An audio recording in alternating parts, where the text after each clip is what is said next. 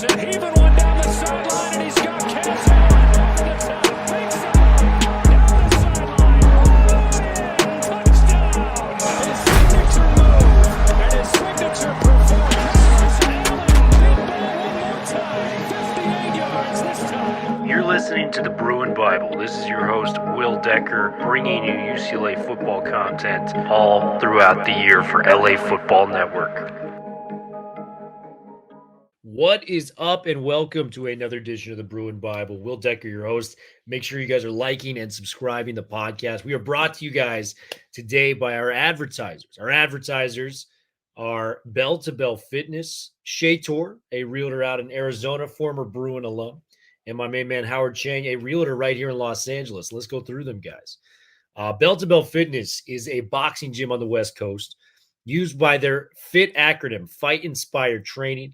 My main man, Tony Gonzalez, was the boxing coach for UCLA for over 10 years. He has built this gym on the West Side to learn how to boxing, stay in shape, and get you all the essentials you need to become somebody that is obsessed with boxing and fitness. Make sure to check it out. Go into Bell to Bell Fitness and say you heard about it from the Bruin Bible, and you're going to get a free session with Tony Gonzalez. So make sure to check that out. Jay Toia, my main man. Jay Toia is a licensed real estate agent in Arizona and a lifelong Bruin. He's a current Wooden Athletic Fund donor and football season ticket holder. When not selling houses or going to UCLA games, he loves to travel the country, checking out different arenas, ballparks, and stadiums. If you're looking to make the move to Arizona or know someone who is, please reach out to our loyal friend, Mr. Jay Toia. His phone number is 602-487-3975. Once again, his number is 602-487-3975. Make sure to check that out. And then the local realtor we got out here, Howard Chang. Howard Chang is a local realtor with the Serene team at eXp Realty. Their team has an office right here in Culver City, though they help clients buy and sell homes all over the LA County and the surrounding areas. Howard and his team do a ton of business and are super in tune with the market, knowing winning strategies to give their clients a competitive advantage, have amazing vendor referrals, are a one-stop shop for anything real estate, and just provide a ton of value for their clients. Howard and his partner, Kyle Draper, are UCLA alums and a huge fans of the UCLA football and basketball programs. You often see them at games, tailgating and networking, and staying involved with the UCLA alumni community. They would love to help any fellow alumni with accomplishing their real estate goals. So if you guys have any real estate needs in the LA area, look no further. Howard is your guy. All right, guys, we're going to go into the episode. Wayne Cook here today. Make sure to check it out. We'll be back in just a moment. What is up, and welcome to the latest edition of the Bruin Bible. Monday night. You guys asked for it. We deliver. Cook crossover once again. I got the main man, Wayne Cook, in the house. We were both out at the Friday Night Lights practice this past weekend.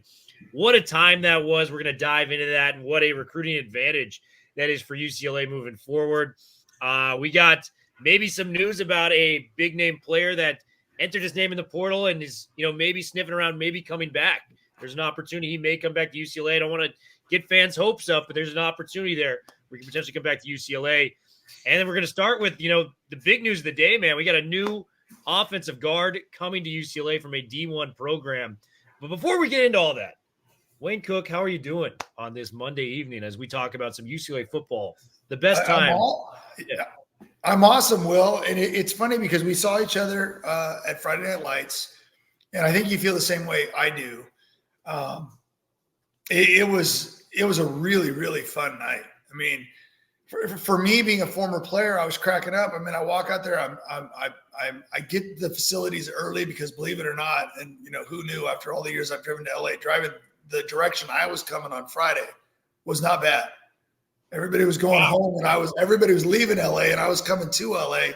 So I got up there really quickly, and so I got to kind of just hang around the athletic department. And it was awesome because Coach Foster and his staff welcomed parents.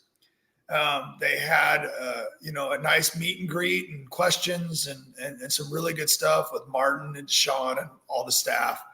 I got to talk to some of the players. And again, overwhelmingly, I think we're saying that I'm not telling you anything inside here, but we're hearing the players talk about how cool this is. They're still working hard. They're still practicing hard. There's still old school football happening, but with the excitement that I think that it just makes football is so hard that if you don't have any fun playing it, it's miserable. And you have to find ways to have fun. And I know that, whether it's music at practice or all the things we do that we didn't do when I was a kid, we had fun, but we found ways to joke around. We found ways to laugh. We found ways to be mature and work hard, but also have a great time. And I think these coaches get that, and they want the players to have fun, but they hold them to a high standard too. And so when you see an event like this, it's like, listen, we're going to have a whole bunch of people on the field, parents, alumni. I ran into my college roommate. I didn't even know he was coming. Brian Jacobs, offensive lineman for UCLA in the 90s, just sitting there. And I'm like, what the heck are you doing here? Well, he's friends with Fina's dad, who also lives out in that Valencia area. And so they came together, and it was just like, it was like a reunion. And then you just it was hard for me to watch practice, believe it or not. I had to escape and go hide in a corner so I could watch a little bit because there was so much excitement. There were players being recruited. We're going to talk about a possible transfer that I bumped into, which is hilarious because that's the player that just committed to UCLA. And we had a great funny little moment on the sidelines watching the big guys practice. I always go down and watch the big guys practice because it's so much fun. But it was an awesome event. It was a great atmosphere. And we're going to get into it a little bit later. I know before the show, before we started recording, we didn't mention it, but I do also want to talk about the quarterback play before we get off the air today, because not only did I like what I saw, but I also liked what Coach Foster said afterwards. So those are all things, but it was a great night. It was such an exciting night. And I hope that we can repeat it or even make something better out of what happens on Saturday. I think there's an opportunity.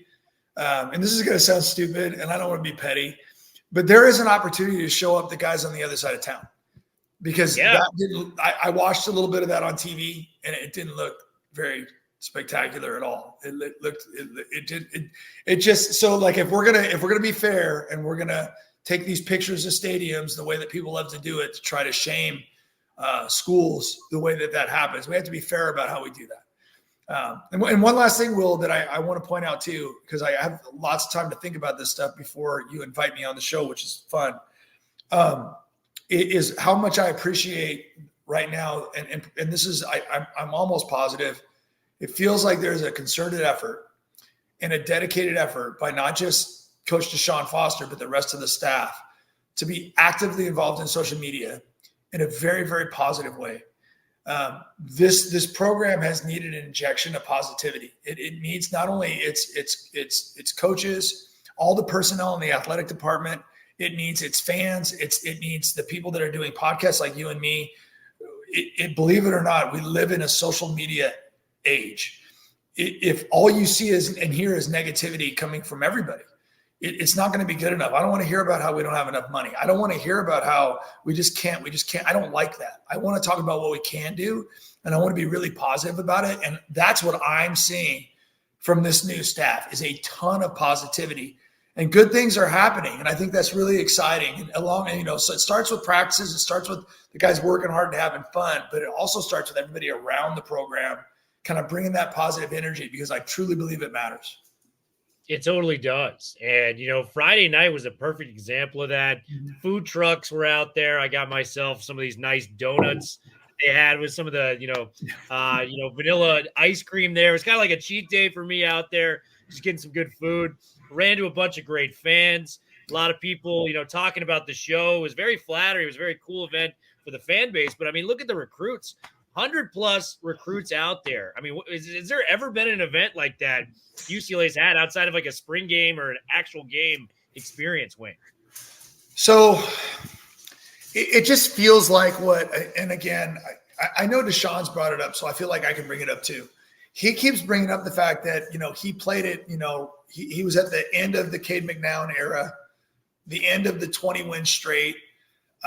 He was a part of that group that did nothing but beat USC. And he talks about how he played in an era where the Rose Bowl was full a lot. Yeah. And so he doesn't want to hear that it can't be that again, because he's seen it. And so I love that. I also know that we grew up in an era, and man, you can go back and look, and maybe people can check my stats, but I remember us being top 10 a lot in recruiting classes. So when you had those 80s teams that were winning Rose Bowls, 3 and 4 years. And then you had the Troy Aikman years, 87 and 88. Even though the Brett Johnson era was short and not, as good as we wanted it to be, Brett Johnson was him and Todd Marinovich were the two biggest quarterbacks in California. I mean, these were big time recruits. We recruited top 10 and at worst top 20 every year. And we had just great class after great class, and we recruited all over the country. And there's no reason why UCLA can't still do that. The environment hasn't changed. Southern California is still awesome. But let me get to your actual question. They're offering a lot more people. And we all know how this works. You can't take everybody you offer.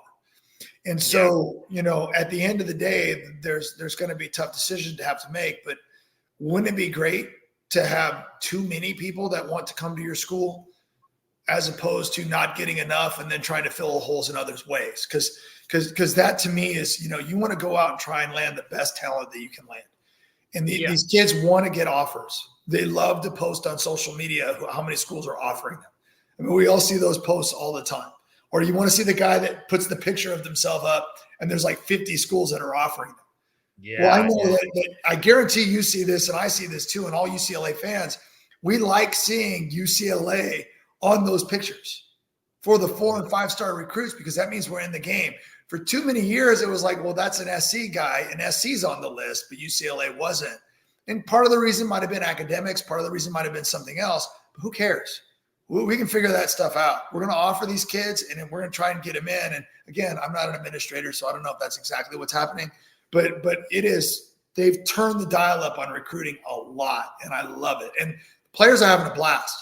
They're absolutely having a blast. I mean, all the players that are coming around practice are all saying the same thing. There's a great staff.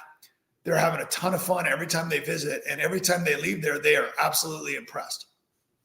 Yeah, man, it's been really, really fun to watch that play out. And the thing you got to think about with this event, the Friday Night Lights event, one, just a lot of credit to Deshaun Foster for trying to put together an event that just was not there, trying to get recruits out with Chip. And, this is not an anti-Chip, podcast segment or anything like that. But, there was a lot of guys that we felt like we could have gotten had Chip put in a little extra work with, Mason Graham, the guy at Michigan, a couple other guys around there. With Foster, he's not only putting that effort in, but he's putting it in a cool way for these kids to come out to campus and see the event. It was just an atmosphere. And you got to imagine, this is the first iteration of this Friday Night Lights practice. What's it going to look like in 2-3 years from now when this thing is going to be even bigger and better? So it's just a lot of fun to see that from our guy and Deshaun. And man, it was a blast out there, Wayne. It was totally cool. We got to commit with our guy, Alani Makihele, coming from UNLV.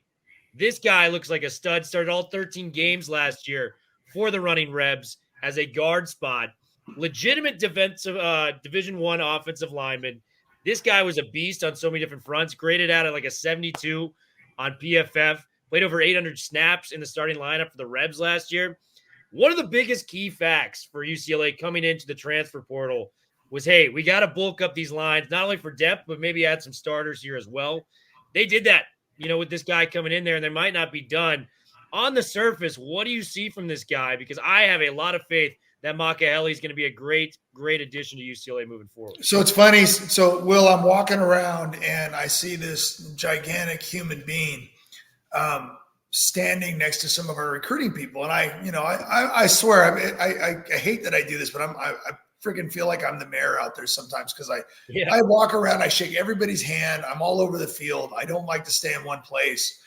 And it's just so, and I'm not doing it because I think I'm anything special. I'm doing it because it's fun. I absolutely love it. I love the access that I have. And to be honest with you, that former players have, because it's not, trust me, it's not just me. He's really given access to us. And when you see all these recruits and these young people, and you're talking to coaches from high schools, and you're talking to kids, and you're talking to all these different people around, and then you see this like mountain of a man. And I don't know if everybody's seen the post of him walking, holding a bag. Yeah. And you just look at that dude's arms, and you're like, oh my gosh, this guy he's like, he doesn't look like he's as tall as he is. I think they list him at 6'3", but he's freaking square. and he's ripped. I mean, absolutely ripped. But here's the funny thing. So I shake his hand and I introduce myself, and I'm like, who are you out here watching? Like, who are you watching? He's like, oh, I'm like, and then there's someone said, well, no, he's from UNLV. I'm like, who are you watching? Like, who are you watching? Like, which one's your kid or your nephew or whatever? He's like, no, I played at UNLV. I'm a transfer. I'm like, oh my God. I'm like, I'm so sorry. I go, you look like you're 40 years. I mean, he looks like an absolute grown man. I mean, he doesn't look like he is. He doesn't look 18. He doesn't look 19. He looks like a guy that's played some college football and has been around for a while. And he's absolutely he's stout. He's just listening to him talk and interact with other people, you can just feel that he's UCLA quality, like as far as a person. And it was just a weird thing. It was a weird moment, and I'm the idiot that has no clue who I'm even talking to. And I think I might have insulted him for acting like he was older than he really was. But like, I love that. I mean, when you can get grown men to come into your program and step in, and as you pointed out, Will, add depth. I do think we have some solid starters on this team. But I love, and I'll say this for the rest of my life, and I know Deshaun Foster agrees with this too, because I've heard him say it. If you don't have competition at these positions and there's nobody pushing you to be better, every year I played quarterback, I always knew they were going to bring in someone else to try to beat me out. I knew it. So if you don't have people pushing you, and now, there's only 5 guys that can start. And we don't know what's going to happen with rotations anymore, by the way. I always thought that, like, it's funny because when I played, offensive linemen kind of played like the majority of the game. There wasn't a whole bunch of rotating on O-line.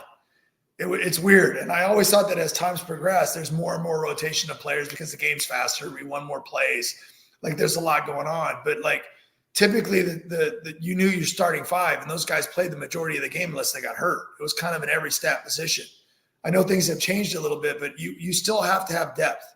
You always want people pushing you. If you have people pushing you, it makes you a better player. So I think this will only help. And I'm going to be honest, I know they're going after some other offensive linemen too. So I know there's a recruit out there that's an Arkansas kid, and I don't know if he's signed already or not. But, like, I know there's some people that they're looking at. So hopefully we can add some more depth. Yeah, man, there's a lot of great people. Andrew Chambly is the guy that we would potentially be looking at with that. He was an all-SEC freshman team selection as a left tackle at Arkansas. So that just says the pedigree of this guy to be all-SEC as a true freshman out there. So Chambly would be the next target when it comes to that. Is there any other position groups you want to buff on and add depth to as we get closer and closer to opening day in Hawaii for UCLA? Yeah, I mean, I still think, I don't feel, I swear, I've been so impressed with the defense. I've been so impressed with what Coach Malloy is doing. I feel really good about our secondary. You guys, we've talked about that before. I think, with as many edge rushers as we lost, we talked about Busick last week, and I thought he looked solid. I talk about Swessinger at linebacker, who I think really helps things because that lets them move Femi around where he can play more than one position. He might put his hand in the dirt, but I still think if there's an available edge, I think that's a position that you can go after. I can be honest with you, like with DBs, like if you have an opportunity to grab a good corner, like ever, you do. Like you do. Like I think you do. And it doesn't mean the guys you have right now aren't going to start. But that position is so, like, you don't ever want to have those seasons where you lose a corner and the next corner is not good enough. So there's things that you look for. I still, I've been impressed with the running backs. I think one of the running backs, is it Isaiah Carson? I'm not looking at the list right now. Carlson. Like, he really, every time I see him, the body just looks like he's a running back. So I'm intrigued by him. We know we have TJ and Keegan. But, we also brought in another San Diego State recruit at fullback, which is cool because, the old-fashioned guy in me likes seeing that every once in a while. I think there's things that you can do. There was a time when the tight end was kind of a dying breed, and now it's one of the most hot positions at any level because we've turned the tight end into more of a big athletic receiver type. It's kind of like when they went from playing in the post all the time and then the NBA to where everybody was a stretch 4 and a stretch 5. Now we have tight ends that stretch the field, and it's totally changed the game. I wouldn't be surprised to see an era where big athletic fullbacks, and I think they already are starting this, but start to make a comeback in the game because there's so many ways you can utilize them. So I think that might be a sneaky good pickup as well to really help an offense that's kind of already loaded. Yeah, so many, we've talked about it so many different times where it's the wide receiver room, as talented as we've seen it. Yes, the Habermill, injury hurt, but Matavao is more than qualified to be a very, very good tight end in Big Ten play. I think this is the point. Yeah, keep going. Oh yeah, I'm sorry. I didn't mean to interrupt you there. I wanted to say this too. I had a chance to talk to Hudson Habermill, and I just want everybody to know this. Like, that dude is going to be fine. We may not see him as a football player next year, but man, he's already thinking about his comeback. He's the nicest person you'll ever want to meet. Hudson is, he's just one of those people that that no matter what he's doing, he's going to persevere. And there's a lot of guys like this on this team. So it made me feel better because it broke my heart to watch him get hurt because I already liked him enough. And he's really, really good player. And he's just like, yeah, I'm going to get after it. I'm going to rehab. I'm going to do my thing. And I'll be back for, another year. And I love hearing that because as a person that's gone through some injuries myself, you can't get through it if you're a doom and gloom guy. You just have to almost block out the negativity and just say, you know what, I'm going to come back and I'm going to be fine. And he's going to be that. So, but I should have said this a second ago when you asked me about positions. That does leave a hole at tight end. Sure. Right? Yeah. That leaves a hole at tight end. So we're going to have to figure out a way to maybe find, and there's some people I've been noticing, there's some tight ends out there. So that might be a position of interest too, to add another tight end. But I agree with you. Maliki's, he's really good. Like we had two really good. And again, the other guys are going to have to work their butts off to become, like, you got to prove it, right? I'm not saying the other guys aren't good, but I haven't seen it yet. So now it's their turn to step up and fill in and make the coaches maybe think, hey, maybe we don't need to go, find this. Maybe we've already got it. So we'll see what happens. Yeah, no, there's a lot to look forward to in the portal and what they could potentially bring in. I know you want to talk about some of the quarterback play that you saw not only on Friday Night Lights, but, with some of the spring practices. Talk to me about what you're seeing from the quarterback room, man, because you having played the position, knowing that area so well, my ears perk up every time you talk about the quarterback position, man. So let it loose. Well, this is a couple of things because we had an event for alumni at the Rose Bowl not that long ago, and we were allowed to ask questions.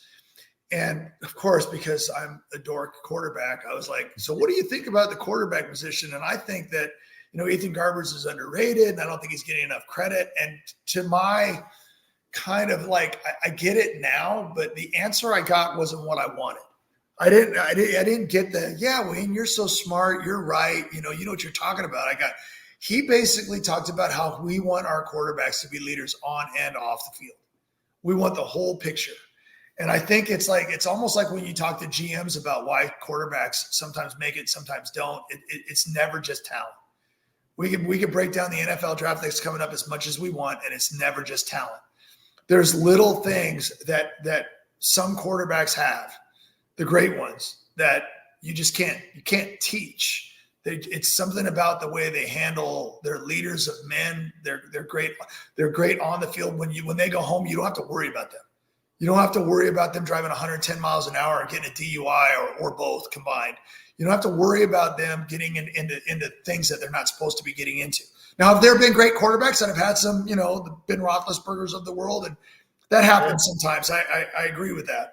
But for the most part, what you really want is someone that's killing it on both on and off the field. And I kind of, when I sat back and reflected on that answer, I kind of went, because that was kind of what my story was early on in my career. I had to grow up. I went from being a third string player to being the guy that was going to replace Tommy Maddox in one offseason. And I was kind of like, wow, I'm struggling to pass my classes. I'm not holding up my end of the bargain off the field. On the field and in practice, I was great. But off the field, I wasn't doing my job. And by the way, I'm not saying this is any of our quarterbacks right now. But what he was trying to do was make sure every single quarterback knew that that quarterback position was open. And I'm watching everything you do. And so I'm telling you this backstory for a reason, because on Friday Night Lights, I thought, like, if someone asks me what's the difference you see in the quarterbacks, and by the way, if Luke or Justin or Chase, and Chase is actually really good at this too, but Ethan throws the ball on time and is accurate more often than any other guys by far. I actually don't even think it's that close. I just think his decision-making and getting the ball out quick, which we've seen a couple times gets him in trouble. Like last year, a couple of his interceptions. He didn't throw many, but a couple of them were not because he went, oh no, what do I do? He's like, this is my decision and I'm getting rid of the ball. And it just didn't work out. I would rather have a quarterback that does that than a person that holds the ball too long. And so for those other quarterbacks, and it was funny because I was talking to, there was a lot of really prominent, I was talking to Charles Arbuckle and David Shaw. Yeah. That was my group. I mean, I'm sitting there talking to Arbuckle and David Shaw, and we're just talking about like little things that we see. And we talk about receivers getting separation. That's a big deal. It's not your 40 time. It's, do you get separation? How do you run routes? How do you read defense? Do you know how to settle? Do you know how to run away from a man defender? Like, and some guys have that. Quarterbacks, it's the same thing. If you watch a quarterback that holds onto the ball too long and then tries to big arm everything, those guys never make it. The higher you get up, the DBs are way too good. You've got to be quick with your decisions and processing and get it out. So here's the end of the story. So Ethan had another really good practice. He's spinning the ball. His one-on-one throws were great. You were there. I mean, he was just good. He was good all night. And then we get to the press conference, and Deshaun Foster said, Ethan's having a really good camp. It's the last week. I don't know if he did this on purpose, but I love it. He kind of, he wasn't saying a whole lot of that. And now all of a sudden he's like, listen, he's starting to really get it. He's stepping up. He's looking really good. And I don't know if it was a lot of praise, but it was enough for me to go, because that gets back to your quarterback. And believe it or not, we do have egos, us QBs. Totally. Yeah. And when we know we're the guy, there's a strut to us. And there's just something a little bit different about your swagger when you kind of know you're the guy. It doesn't mean you're relaxed. It doesn't mean you're overconfident. But I'm telling you, it does something inside your mind. And I truly believe when you feel like you're the guy and you're the leader of the team, you can actually make a huge jump forward, right? Yeah. You can get better just because you have that confidence now. So I like that Deshaun threw that out. I also like that he kind of waited till the beginning of the last week to do it. Yeah, I totally agree with that, man. I think, especially with the new coaching staff, and I know Foster was there last year, you have a new offensive coordinator, new quarterbacks coach. Everything's open right now. Yeah. And you got some talented kids in that room with Justin Martin and Luke Duncan competing for that job.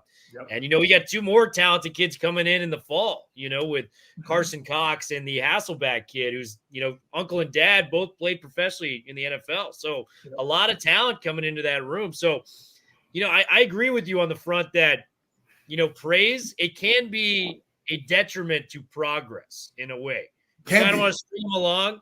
You don't want to spoon feed them, just say, hey, you did an awesome job out there. You got to get on them a little bit. And, for anyone that's been watching practice, we all know Garbers is QB1. But it's nice to kind of hear that from Deshaun, where he's kind of stringing him along, making him earn everything he gets, and I think that's a fair element for what Deshaun's bringing. And just really quickly, too, because with Bieniemy out there, it was a really funny moment because I've told you this because you know that he's going to tell Ethan exactly what he thinks, right? Oh, yeah. And everybody else, including the alumni and the former players. It was a really funny moment for all of us that love Eric Bieniemy, and we do. I've been pretty bad. I kind of been trickling out behind the play so I can get a good, and I've been told that it's okay. But because there were so many people, now I'm creeping out. And the next thing I know, there's 50 people out on the field, and I'm like, oh, no. And it was awesome. But once Bieniemy looked back and goes, hey, you need all of you, get your butts off the field. So having a coach like that will help all these quarterbacks no matter what, because you're right. There's that fine line between the psychology of a kicker, right? Of anybody. Like, I even say this as a teacher. If I have a rotten kid and he gives me grief all the time and he's had a couple of good days in a row, I swear to you, as soon as I compliment that turd, he gets bad right afterwards. It's almost like he doesn't know how to handle it. So you have to be careful with your praise, right? You have to be careful with your praise. Exactly. And kind of to touch back on your point before, the precision thing, getting in and out of your reads with Garbers, it's really solid, man. It's really, really solid. He has very good arm strength, control, ball placement. But what impresses me most is just how, poised he is in the huddle and the decision-making he has. He rarely makes a wrong decision in practice nowadays. And I know you've referenced Kurt Warner in the past.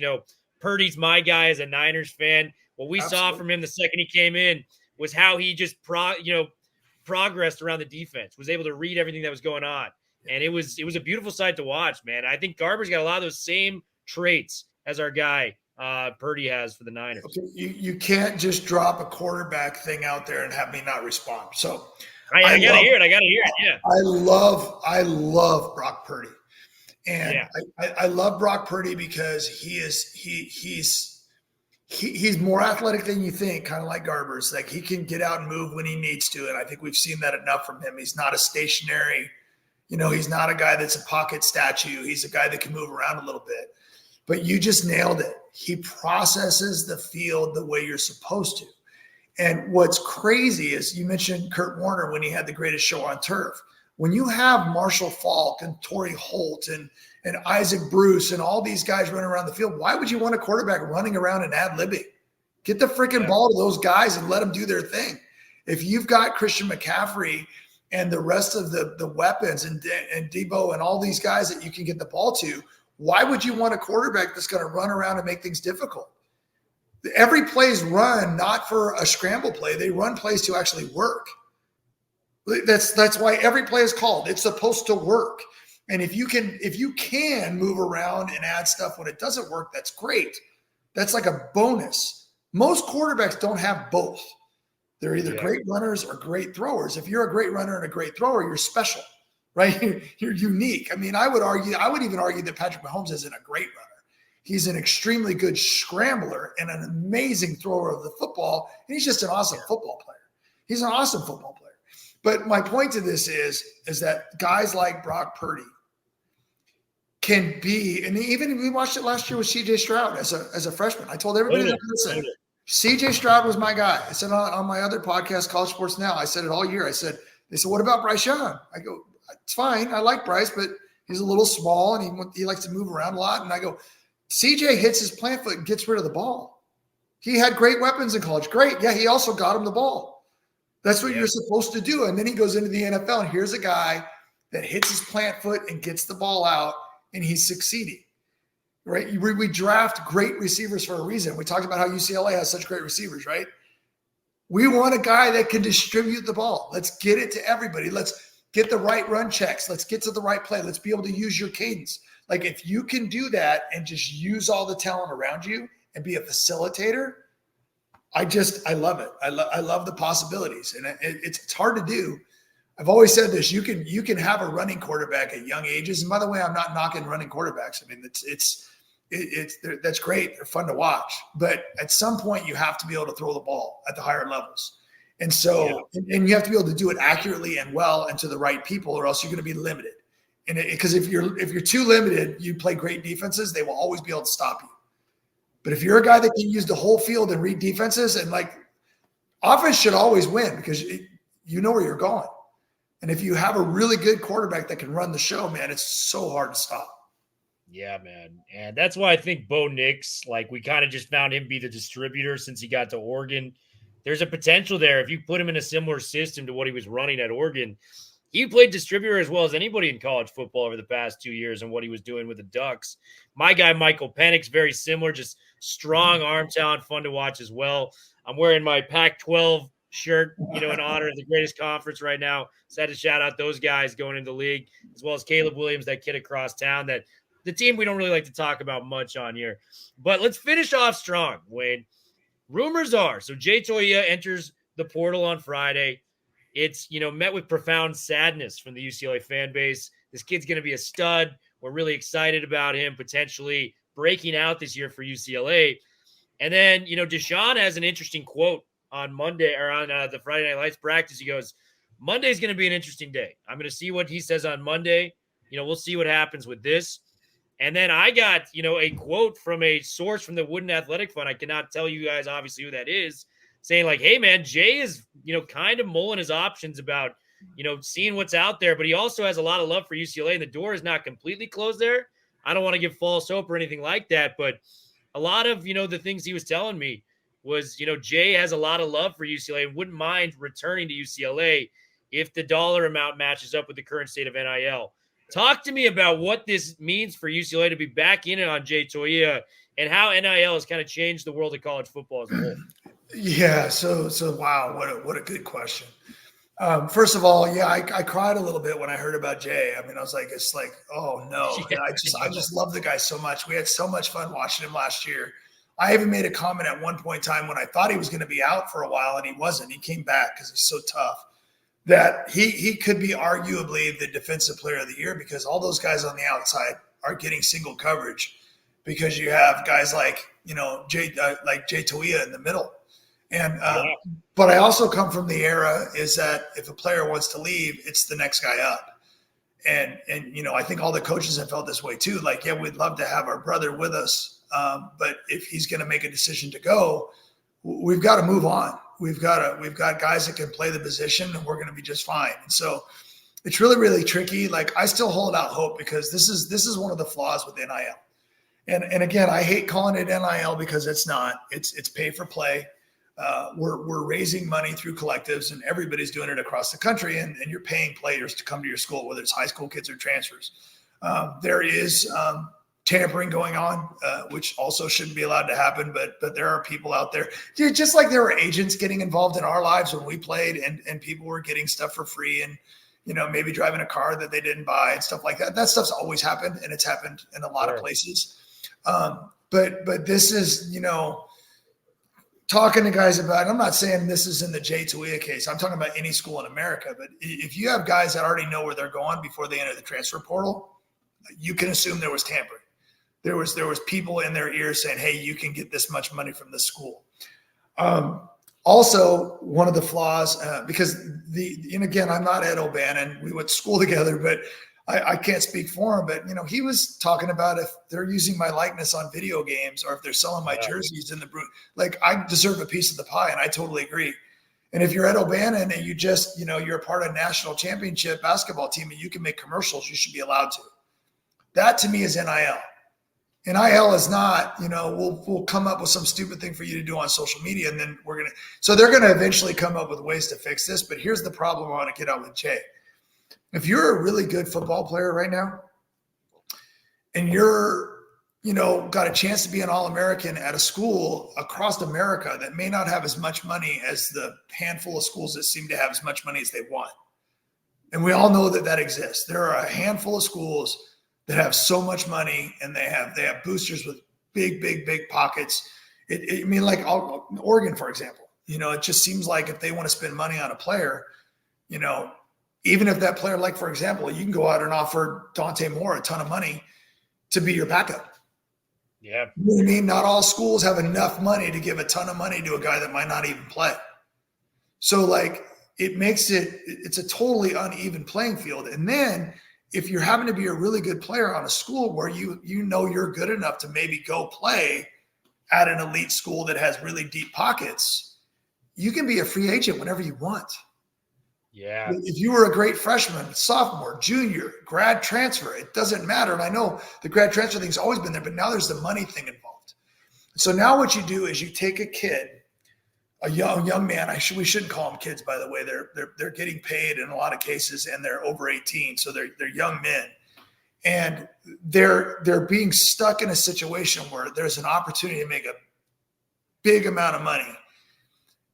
And there's also this opportunity of maybe not making as much, but being loyal and sticking with your guys. And, like transfers were much more rare when I played. They still happen. But like we're taught in sports, like you gotta, it's like going to war with these guys. Yeah. You're in meetings every freaking day. You go through, like in our day, Hell Week and spring practice when I first started was 20 practices, and everything about football was hard. It was just freaking hard. And so if a teammate was like, I'm out, we would be like, huh? Like, I get some people, but like it was very hard. So now I feel like what's happening is players are more understanding, but I think we're putting these young athletes in a very difficult situation. And I think the rules have set this up. I mean, I just can't even imagine, like, as we go through this and more people get comfortable, like the Alabamas of the world, the Georgias of the world, players are going to be like, okay, here's the deal. It's going to be like a holdout. Either you pay me more money or I'm going somewhere else to get more money. And you see what I'm getting at? And it's like, that is so unhealthy, especially if it's now because of our wonderful courts, who I honestly am convinced do not care about kids at all. They don't care about college and how good an education is. And I really don't. It bothers me a little bit. But the idea that these players, and again, I don't want to sound like an old person here that doesn't get it, but unlimited free agency, there is not one league out there where anybody's getting paid that has less rules than college football does. I know. It's like a free-for-all. It's absolutely insane. And there's a ton of really smart people out there think, oh, there's just no way we can fix it. I'm like, there's a way to fix this. And they're going to have to figure it out, because every school is going to deal with this. Every school is going to play with really good players. And by the way, it's tricky, isn't it, Will? Because when we get someone from, let's say, Notre Dame, I'm like, man, I love this thing. Woo!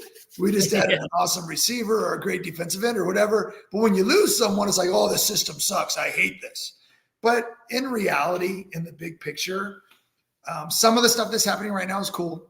I do like that there's more money to going to athletes, but there has to be a better way to do it. It's really, really tricky. And by the way, asking fans and alumni and former players for more money is also really hard. It's a hard ask. It really is. Like, if you're a billionaire business person and you got money to spare, it's one thing. But if you're an 8th grade middle school teacher, like the guy you're talking to, it's not the same. It's tricky. So I don't know. I just rambled forever, and I'm not trying to get in trouble. I agree with our coaches, by the way. And I want to end with this. We're playing under the rules that we have right now. And so we're going to do the best we can under the rules we have right now.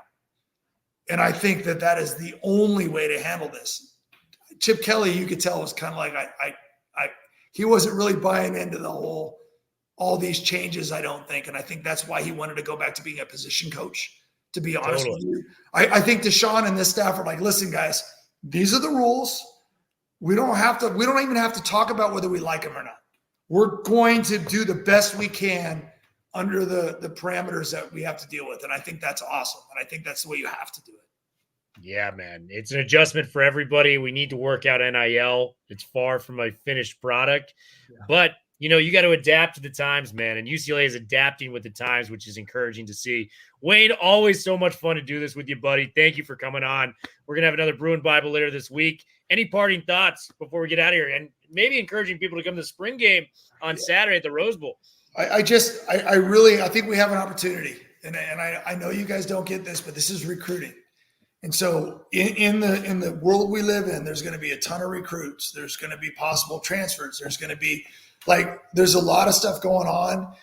The environment last Friday was absolutely incredible. And I truly believe it's helping a ton. We need to get out to the Rose Bowl. I don't know who's on the list. I know that there's going to be a lot of cool activities, including a bunch of former players that are going to be kind of separated by decade, to where you can come down and maybe get autographs from the current players, which of course matter more.